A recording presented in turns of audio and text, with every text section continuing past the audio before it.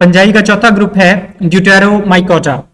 ड्यूटेरोमाइकोटा का लफ्जी मतलब है दूसरे वाले फंजाई। ड्यूटेरो का मतलब दूसरा, माइकोटा फंजाई के लिए इस्तेमाल होता है। तो ये दूसरे वाले फंजाई हैं। दूसरे वाले फंजाई से मुराद हैं कि एक वो फंजाई हैं जो रिप्रोड्यूस सेक्सुअली कर सकते हैं और ये दूसरे वाले हैं। इनको हम इम्परफेक्ट फंजाई भी कहते हैं। इम्परफेक्ट फंजाई से मुराद ये है कि इनके अंदर सारे सिस्टम्स मौजूद नहीं है, यानी कि सेक्सुअल रिप्रोडक्शन वाला सिस्टम नहीं है।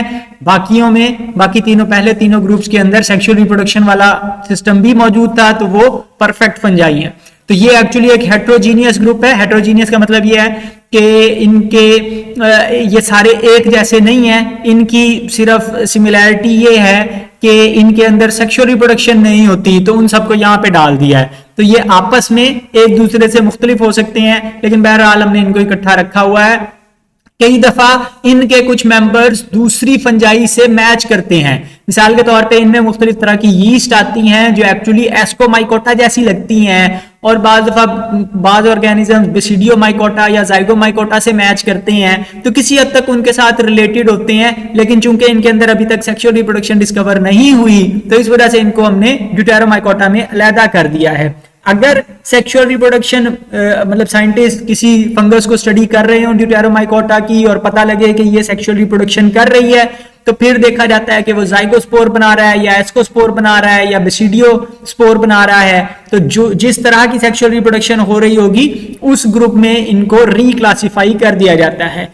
या आजकल सेक्सुअल रिप्रोडक्शन ना भी मिले तो डीएनए टेस्टिंग की बेस पे चेक किया जाता है कि ये फंगस किस दूसरी फंजाई के साथ मैच करता है, तो उस बुनियाद पर डीएनए सीक्वेंस की सिमिलैरिटी की बुनियाद पर हम इनको क्लासिफाई कर देते हैं मुताल्लिका ग्रुप्स के अंदर।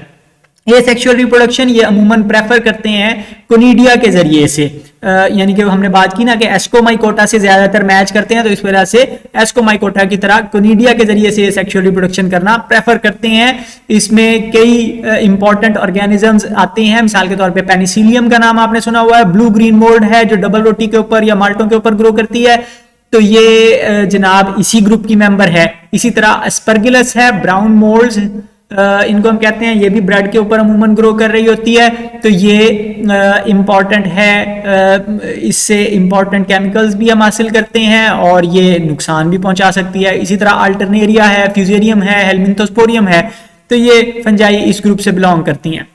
एक इंतहाई इंपॉर्टेंट शॉर्ट क्वेश्चन है कि पैरासेक्सुअलिटी क्या होती है, येलो बॉक्स के अंदर दिया हुआ है। तो अब पैरासेक्सुअलिटी हम कहते हैं कि ड्यूटेरोमाइकोटा के अंदर सेक्सुअल रिप्रोडक्शन तो नहीं होती, लेकिन सेक्सुअल रिप्रोडक्शन जैसा एक फिनोमेनन इनके अंदर पाया जाता है जिसको पैरासेक्सुअलिटी कहते हैं। इसमें होता क्या है कि दो हाइफी आपस में एक दूसरे के करीब आते हैं, सेल्स फ्यूज हो जाते हैं, प्लाज्मोगेमी हो जाती है और एक ऐसा न्यूक्लियस बनता है जिसके अंदर दो तरह के न्यूक्लियाई मौजूद हैं। एक फंगस की तरफ से, एक माइसीलियम की तरफ से आया हुआ है, दूसरा दूसरी माइसीलियम की तरफ से आया हुआ है, तो दोनों अलग अलग हैं।